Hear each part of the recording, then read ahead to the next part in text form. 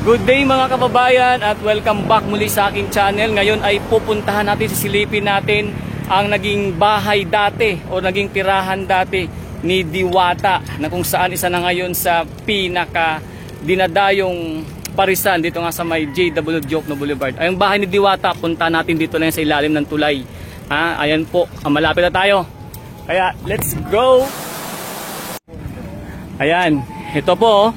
Dito po, may silip na po natin yung ilalim ng tulay kung saan dyan po nakatira si Diwata dati.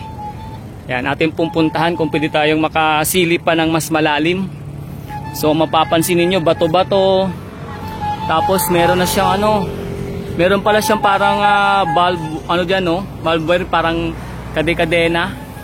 Ayan, at nandito siya oh. Ito yung makikita ni Diwata pagising niya sa umaga at pagtulog sa gabi, no?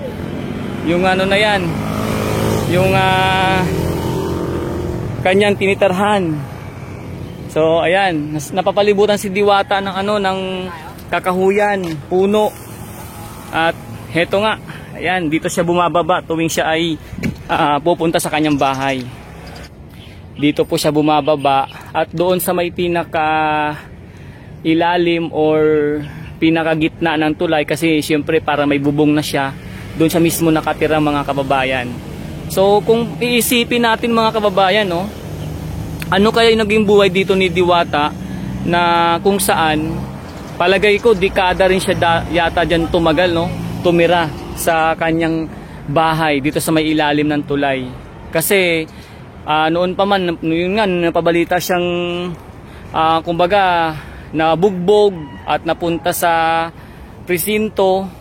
Ilang taon na nakalipas nung time na yon. So dito na sa nanina sa tulay na to, at yung kanyang kabuhayan ay pangangalakal mga kababayan. So mantakin ninyo, no, sa umaga pagkagising niya, o di kaya sa gabi pag matutulog siya, yan yung kanyang pinaka magigisnan o mabubungaran. So ano pa kaya pag medyo tumataas yung tubig?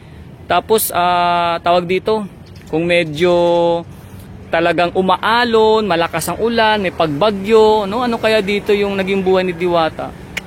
Grabe. Parang imagine ko lang siguro baka ay talagang kaya si Diwata, hindi niyo masabi mga kabayan. Pansin niyo tuwing na-interview siya, sanay siya kahit saan man siyang dalhin sa kanyang magiging buhay, no? Kung kaya naman, ito mga kabayan ko, tingnan nyo yung paligid dito ni Diwata, oh. Araw-araw ganito yung kanyang nakikita rito.